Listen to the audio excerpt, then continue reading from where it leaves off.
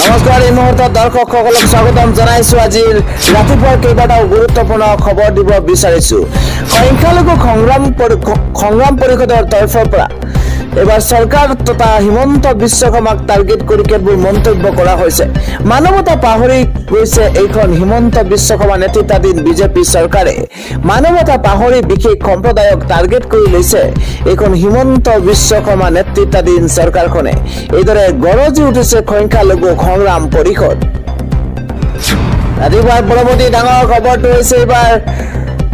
শৃংখল চলিহাৰ তৰফৰ পৰা গৰ্জন কৰা হৈছে দেশ জাতিৰ বাবে মই শ্বহীদ হ'বলৈ সাজু এই মন্তব্য কৰিছে শৃংখল চলিহাৰ বিল আছিত খানা শৃংখল চলিহাৰ তৰফৰ পৰা কোৱা হৈছে যে যিটো ৰঙৰ গুলি মোৰ বুকুত খুৱাব সেই ৰং অসমত নাথাকিব কিয় শৃংখল চলিহাৰ এই মন্তব্য কৰিছে জনোৱাৰ চেষ্টা কৰিছো এটা বিশেষ খবৰ পলিটিকেল ব্ৰেকিং নিউজ দেশ জাতিৰ বাবে মই মৰিবলৈ ভয় নকৰো মন্তব্য কৰিছে বিল আছিত খানা শৃংখল চলিহাই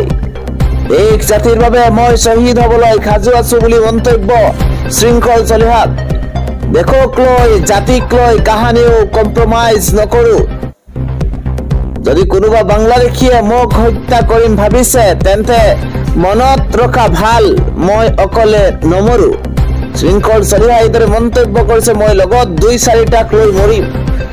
মই অকলে নমৰো বুলি মন্তব্য কৰিছে শৃংখল চলিহাই যিটো ৰঙৰ গুলি মোৰ বুকুত খুৱাব সেই ৰং অসমত নাথাকিব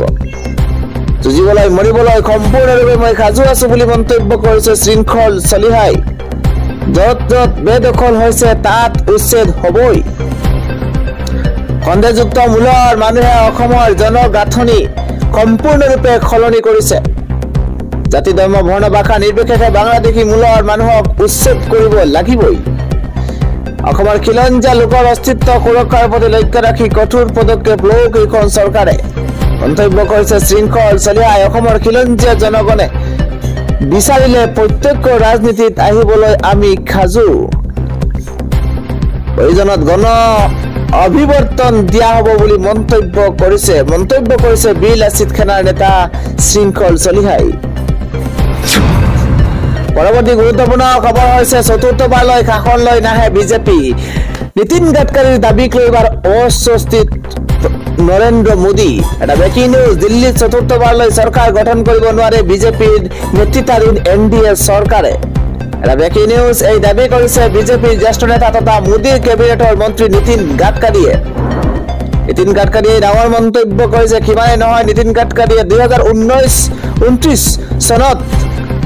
কেন্দ্ৰত ৰাজপথ দখল কৰিব নোৱাৰে বিজেপিয়ে 2029 চনত কেন্দ্ৰত বিজেপিৰ নেতৃত্বত এনডিএ চৰকাৰ গঠন হ'ব বুলি দাবী কৰিছিল গৃহমন্ত্ৰী অমিত শাহে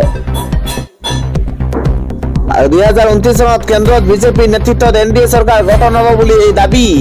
গৃহমন্ত্ৰী গৰাকীৰ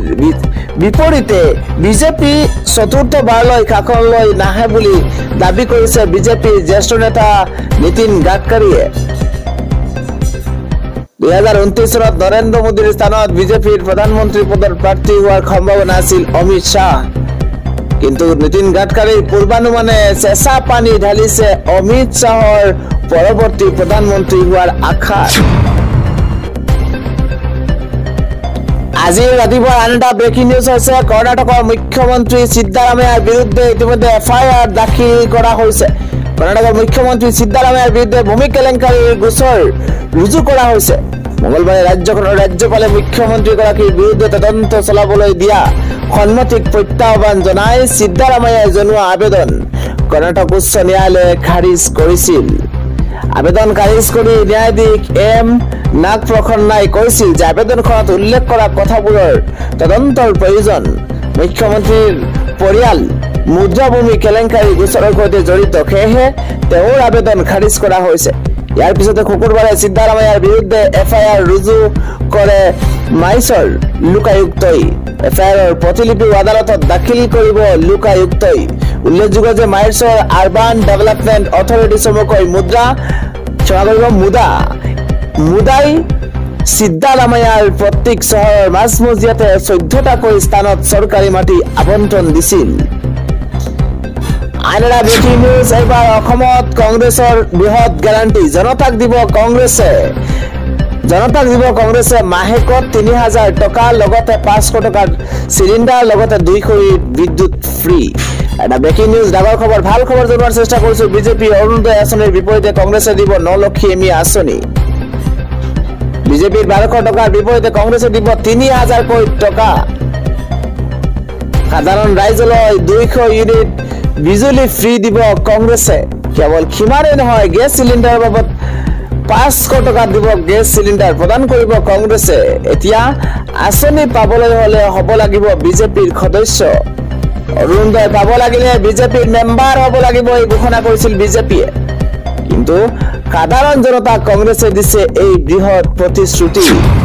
আজিৰ দিনটোৰ সবাতোকৈ গুৰুত্বপূৰ্ণ খবৰ হৈছে সমাগত দুৰ্গা পূজা আৰু বাংলাদেশক দুৰ্গা পূজাক লৈ এক উত্তপ্ত পৰিস্থিতিৰ সূচনা হৈছে বাংলাদেশত এইবাৰ মুছলমানে পূজা পাতিবলৈ নিদিয়ে দুৰ্গা পূজাক বাধা দিছে এইবাৰ মুছলমানে বাংলাদেশত পূজা পাতিবলৈ মৌলবাদী হিন্দুৱে দিব লাগিব দন ৰাজপথত মুছলমানে তীব্ৰ প্ৰতিবাদ সাব্যস্ত কৰিছে